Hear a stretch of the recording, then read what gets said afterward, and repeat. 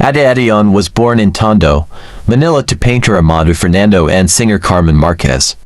Ade Adion was born in Tondo, Manila to painter Amado Fernando and singer Carmen Marquez. One of her younger brothers, Ading Fernando, would grow up to be a prominent television comedian and director.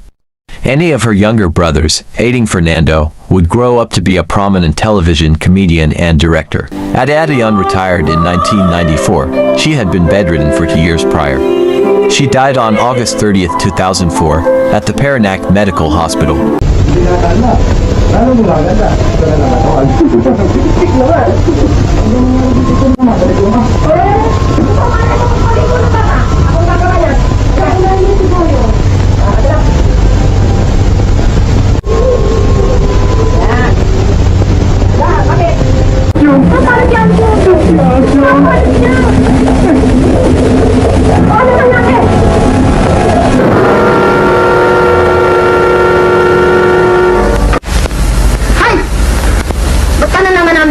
Ano kailangan mo?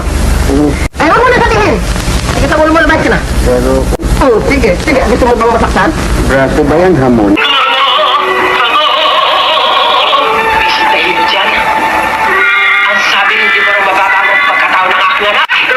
Tumatawag-tawag ng patid ko yan, ha? Huwag mula ngayon.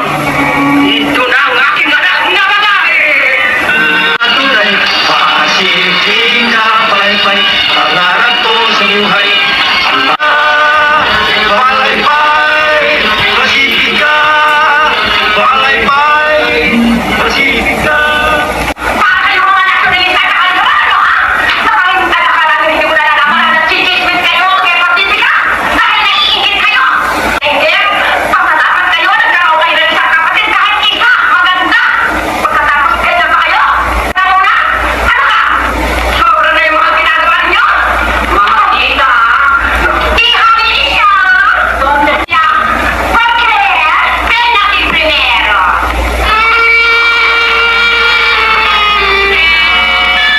Wala din ninyo! Ang lahat ay inyong papaligon!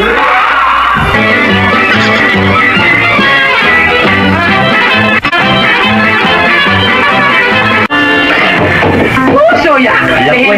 Hindi ba lang ako natinga? Kukunti. Ay! Kakain lang yun ng almusal. Tanghalian na naman ang nasa ulam nyo. Baka maubusan ka ng paninda ron. Dagdagan mo itong kape. Masya, ligpit mo na ito, nawala na ako ng gana. Dahil dumating ang biyenan mong kontrabida sa buhay mo, ganun ba? Hindi naman sa ganon. O, Bakit ba? Nakasiwa ka sa mukha ko, ganun ba? Kailan ang mukha ko, nakasiwa ka. hindi ho, hindi sa mukha nyo. Dito. Ay! Naku! Sabi na kayo ngayon na! Bakit? Dominium nyo, baka kayo ma-stockade niya. Bakit ako maista kay lisensyado lahat yun? Ha? Oo! Lisensyado yun! Pupunta ako nga si General at kakausapin ko pa marlis lahat yan. At saka yung isang ano ko, yung katiwala ko na hinuli nila. Baka ano nito ha? Ikaw ba talagang gusto mo tayo? Ma! Talaga naman, para naman hindi nyo kabisado si Jan. Kaya mahal na mahal ko kayo. O, ganun ba? Ano ang pagmamahal mo sa akin? Parang pagmamahal ng baboy sa darak. Gusto mo ano ako? Lalaban ka? Wow, legs. Asawa mo talaga ako pinupunta. Ang nakarating si Dr. Saki, wala pa siya rito. Teka, sino ka ba? Hindi ka sumagot. Sumagot! Bakit mo?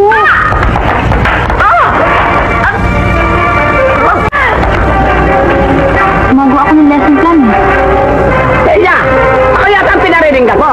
Kataktak ng pagsatsada mo. Sa bundok na lang kami nakikinig ng radyo. Paano naman no, gumagawa ako ng lesson plan? At saka kapag gumanyan, halika na. Doon tayo na ako. Ano? Ito, sinto to. Dito ba nakadetain yung Agate Brothers? Opo, bakit? Ako ang kanilang ina. Aha, sinalita. Mga tunggat. Ang titigas ng ulo ninyo. Sinabi ko na sa inyo huwag kayong pumasok. Eh, gusto rin sa inyo. Kamuntik ng matagtad ang katawan nyo, no? Eh, sinong tanga? Eh, bakit ka nagpakuto dyan sa dalawang unggoy na yan? Teka, ano bang pinakain sa inyo ni Dose Birino at pati buhay nyo sinusugal nyo? Dedication? Bakit? Radyo? Radyo ba yan? Bibili natin to. Ay, nako, huwag kayong manghinayang. Mas maganda at mas malaki ang bibiling ko sa Baguio. O sige, magpahinga na kayo. Tita, maaari mo ba kami mag-disco mamayang gabi? Hindi maaari. Sige na po. Sinabi ng hindi eh. Ikakandado ko ang main door para hindi kayo makalabas. At nandito na lang si Lola. Dahil kung sa ICU to, nako, ubus. Nako, in love na yata itong aking apo ah. Lola, ganyan katindi. Hoy, Boyong! Ano ka ba? Ikaw ba'y nawawala na sa sarili, ha? 7 piso! Ipinagmamalaki mo na! Alam mo bang napag-iiwanan ka na ng pinsan mong si Gulayat? Ano hong napapag-iwanan ng pinagsasabi niyo, Itay? Ayan ang aking apo ko. Mayaman na si Goliath. Di tulad mong nakupad. Hindi lang makupad. Tamad. Mabagal na parang pagong. Sinasabi ko na nga ba sa iyo, kung ikaw ba naman ay sumabay kay Goliath, ay di milyonaryo ka na ngayon. Tiniistorbo mo na naman ang asawa mo. Eh, alam mo namang utak ang kailangan dyan. Baka mawala ng laman ng utak niyan. Mama, mimili ko. 30 pesos lamang ito. Eh, di pagkasahin mo na lang. Eh, bakit iniistorbo mo pa yung asawa mo? Kinampihan na naman ninyo eh. O, sige, sige. Iho? Iho? Sige, lalakad na ako.